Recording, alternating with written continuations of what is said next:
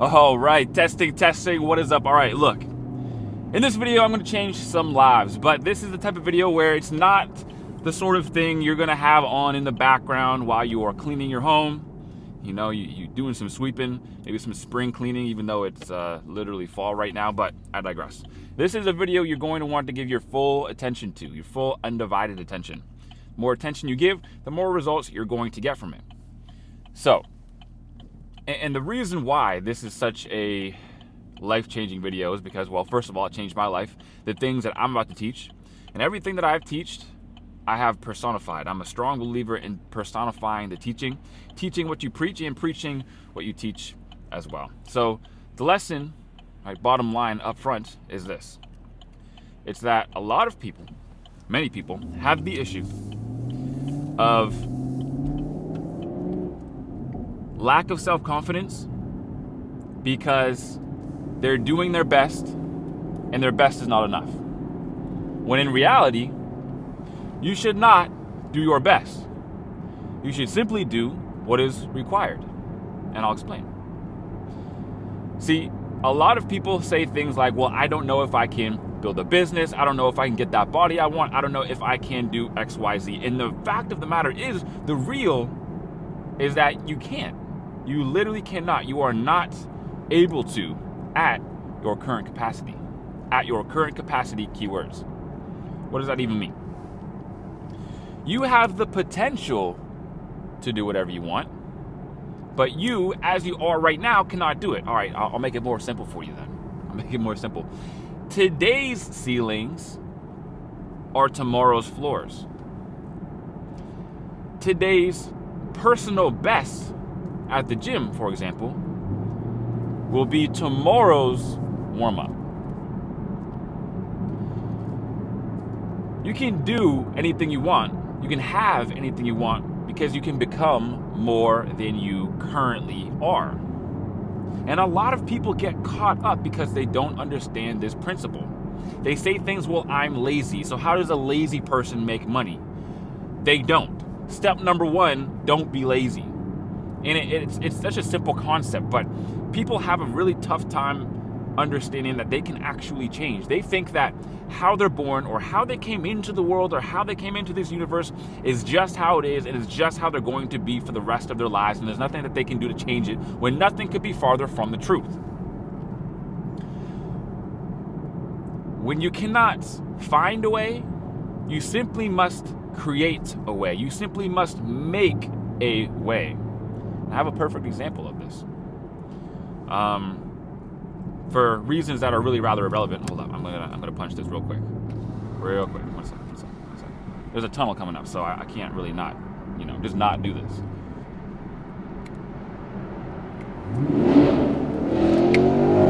Oh.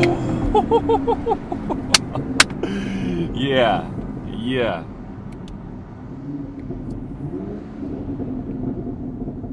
Wow. Wow. Okay, my bad.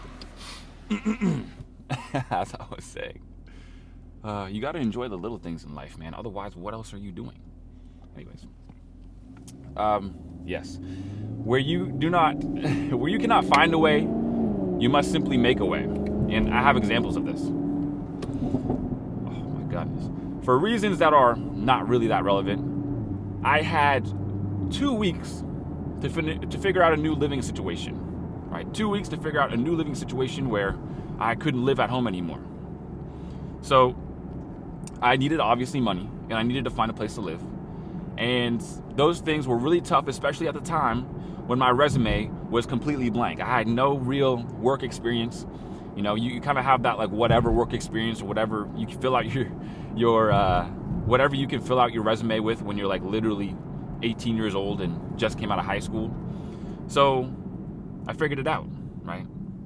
So when I was in high school, I needed a job bad, right? So before I even got or needed a place to live, and I handed out my resume to everywhere. And when I say everywhere, like you think I'm like the movie theater, McDonald's, gas stations. I wanted to go anywhere. It doesn't matter. It did not matter where I made money. I had no pride. I just wanted to do something. And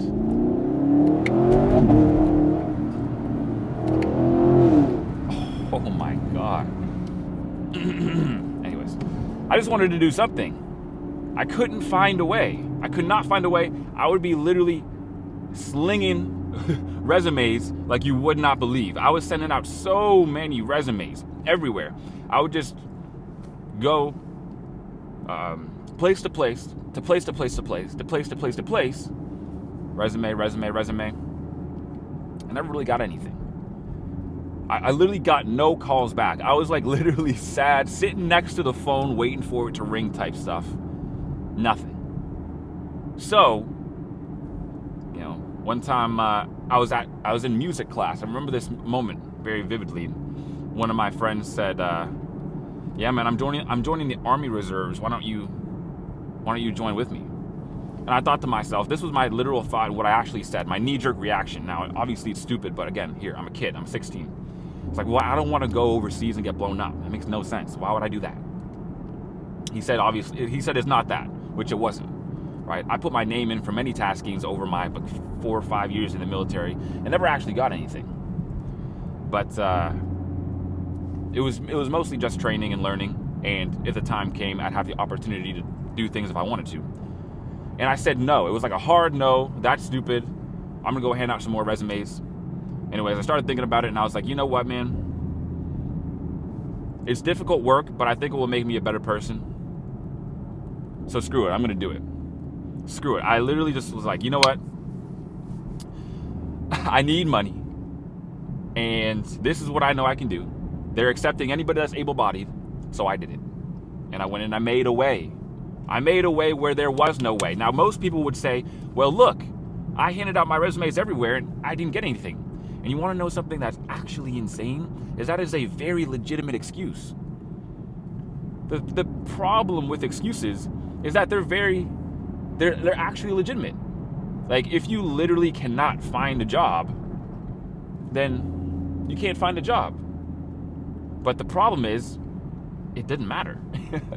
Unless I wanted to be living in my car, which I did do for a little bit at some points, but only for small periods. But I just needed to make it happen anyways. Sometimes this is just what you have to do. And the same thing happened when I was building my business. I had a lot of things while I was building my business that really held me back. That really made it harder for me. And I had to work on me. I had to figure my stuff out. I was not that disciplined. I had all the excuses in the world. I literally had 3 jobs where I was working as I was doing like military taskings, usually on Tuesday nights and the weekends. And also every once in a while I would go away on a course or something, or on a training, or on an event or something military related, a tasking of some sort. Never overseas or in deployment. But I would have work there most of the time, a lot of the time, but I also worked full time as a carpenter. So that's like straight 9 to 5. And then I also worked as a security guard. And that is more or less like every once in a while, maybe they'll have a tasking for me at nighttime when I'm not working. And the taskings are like, some of them were 12 hours of literally standing in the same spot. Lunch break, go have lunch, come back, and stand in the same spot. And just that. Like, there's really not much to it. I went and did like security guard training. I don't know. It was like an online thing, but found a way. Right? And the reason why I was doing all these jobs is because I was living on my own. And bro, these bills were beating me down. Now again, I had all these jobs. Still wasn't making enough money. I didn't have any time. Those are all legitimate excuses that any sane person would have looked at and been like, bro, I see your situation, man. There's no wonder why you're at where you're at. But I still, again, it didn't matter. I still had to get better and pull myself out of it. Because yes, I was obviously a hard worker. But first of all, I worked hard by necessity. And second of all, I still was, hedonistic. I still was undisciplined realistically. Sure, I would go to the gym and things, but in order to start a business, especially while you have jobs on the side, you have to be on your game, right? So I was still at the time, like, even me, smoking weed on a daily basis. Now, a lot of people find that quite hard to believe. And maybe if you don't know me that well, it's not that hard to believe. You don't know me. But people who know me well, it's pretty hard to believe. I wouldn't consider myself a stoner because like I would smoke at like 8 p.m. to sleep and sleep at like 10. But still, no excuse. That's just unacceptable. Unacceptable for me now. But I still had these habits that I was trying to bring with me to the person that I knew I needed to become. Problem was, it's way better just to not even take them with you, because it's not going to work. So many people try to fit it in somehow. Like, oh, I got this one thing that I know I shouldn't be doing, but if I do it in moderation, just don't. And here's the thing is that you don't actually enjoy these things like you think you do. You really rather don't. A few examples. I thought that I needed weed to sleep, and I needed it to relax at the end of a hard day's work, and I needed it for this, and I needed it for that. Excuses. There's also times where I felt like I really liked fast food. More excuses. Once you stop eating fast food for a long time, you realize you don't actually like it very much. And every time you do eat it, it makes your stomach feel all gross. And then you don't want to eat it again. Right? And it's the same thing with all your bad habits, with all of any bad habits. All it is you simply let go of it for a long time, and the desire to even do it is not going to come with you. Right? So if you have a goal, which you should, especially if you're watching this video, you have a goal, you have a direction you want to go to, maybe a thing that you'd like to achieve, an epitome of all the things that you've been working for the last however long it is, months or years. Always set your sights on it and figure out who you need to become in order to get it. Because who you become to get it is what's most important. And what else is that who you become in the process is far more important than what you get. If I have a goal to purchase $1 million house, the $1 million house is really rather useless. I mean, I'm not the person to even really care about houses anyways. I think that you buy a big house, you're basically buying a bigger box that you need to live in, that needs more cleaning, that needs more upkeep. And the only reason to buy it is, I don't know, to impress people or have people over. I don't get it. So it's not my thing. But the person you become in pursuit, however, is the real prize. The person you become in pursuit. And the person who you become in pursuit of your dream body or whatever goal you have, whatever it is. It could literally be anything. Right? Not everybody has to have the same goals. There are some people who, I'll give an example, they just like the simple farm life. They like to grow up, live on a farm. Now, would I go to that person and be like, oh, bro, you're a brokey because you don't have a Lambo and you don't have nice cars and you don't have personal brand and you don't have, of course not, right? To each their own. But whatever it is that you decide to do, people ask me this sometimes, well, Tyson, what if you have a kid and he doesn't amount to stuff? And, maybe people don't ask it to me, but it's something that's worth thinking about. What if you have like a child and they don't want to do the whole, online business thing or just business in general or making money or being being something huge? Dude, as long as you are the absolute best at whatever it is you do, I really couldn't care less. I really could not care less. Because if anything in the world is worth doing, it's worth doing well. And when people think about happiness, this is something that is just, I think that the whole world just has the wool pulled over their eyes, is that they desire to be happy all of the time. I think happiness is really a terrible metric for success in life, or a terrible target in general. Because you're talking about being happy. Well, that's like saying you want it to be sunny all the time. It can't be sunny all the time. And although rain might not be something that you like that much, it still has to rain. The way, you know what they call it when it doesn't rain? They call it a drought. And droughts are not good because the vegetation dies, and it's just overall, people only think of the first order consequences of things. Like, oh, if I was happy all the time, I would always feel good and everything would be nice. That's what you think, but realistically, if you were literally happy all of the time, that would be miserable. Like, you'd just be basically emotionless.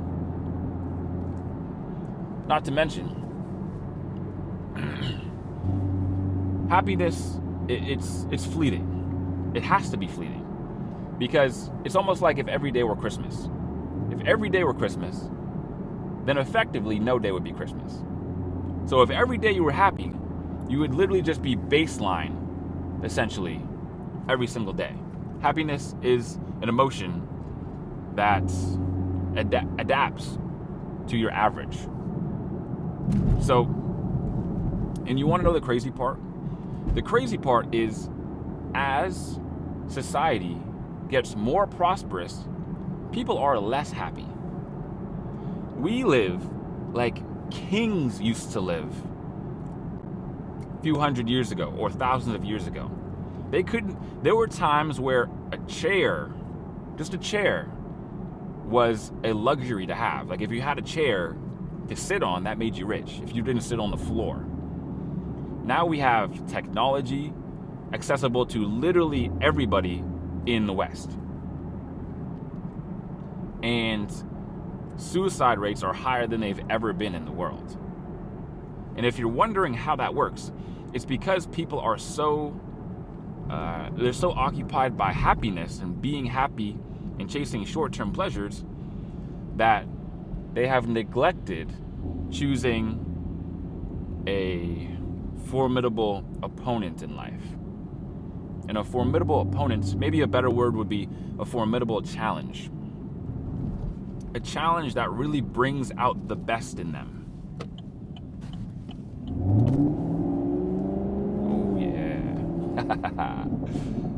A challenge that really brings out the best in them. If you're not challenged by anything in life, then of course you are not going to get the best out of life. You're not going to get the best results, and you're not going to be happy.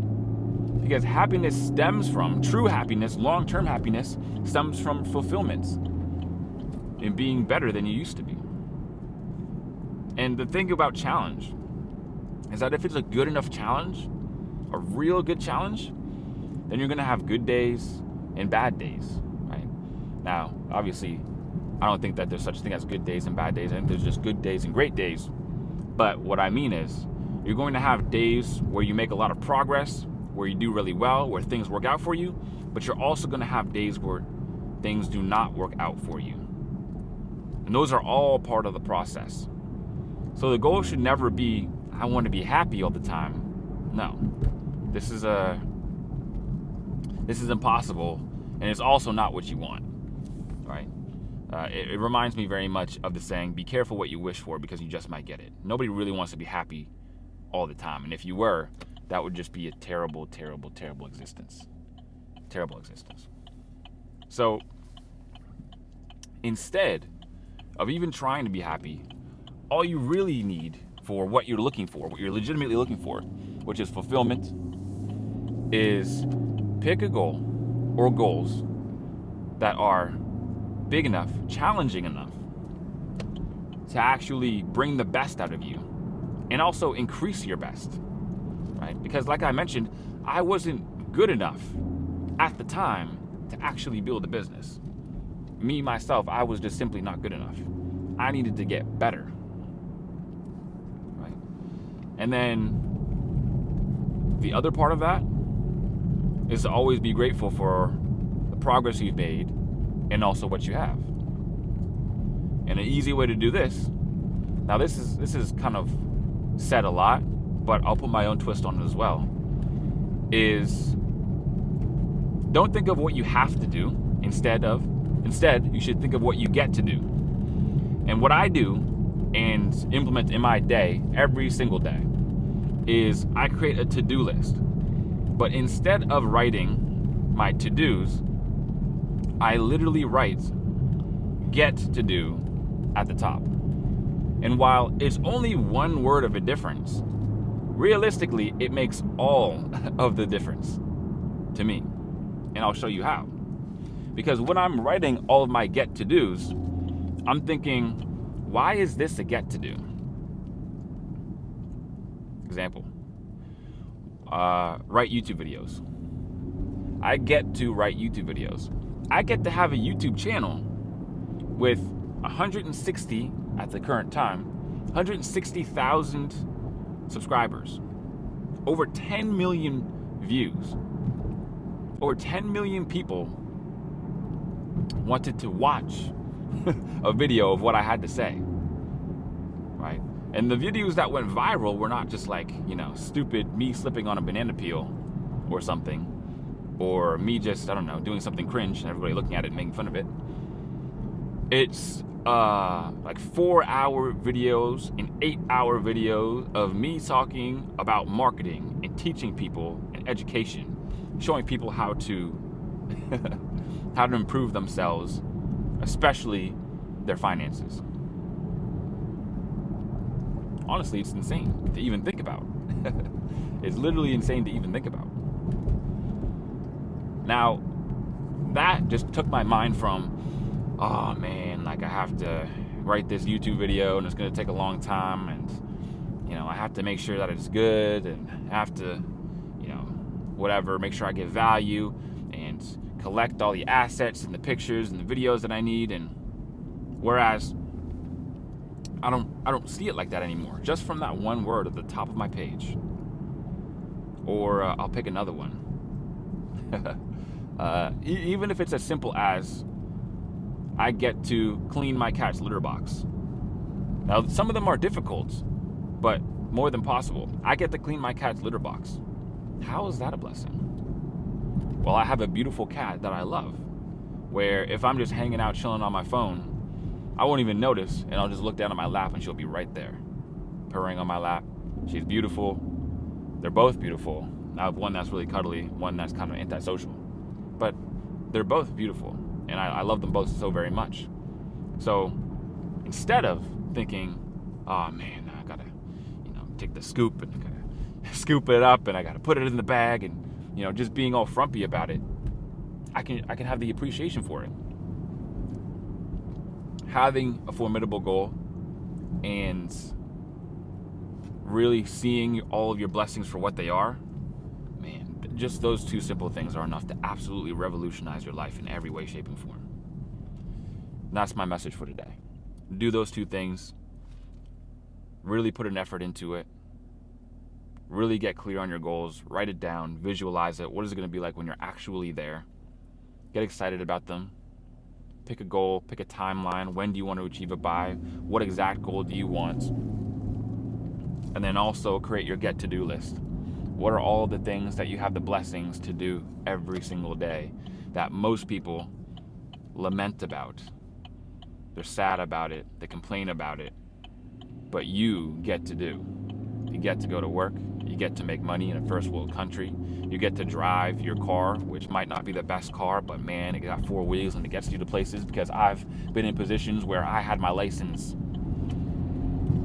taken away. I had my license suspended for 2 years. And let me tell you, man, not having a car is not very fun. It's not very fun having to figure out where you need to go. It's not very fun asking people for rides. It's not very fun taking the bus every single way you go. It's not the best. So, it's just another way to count your blessings. But with that, all I have to say is, as always, God bless. And I will see you guys in the next one. Peace.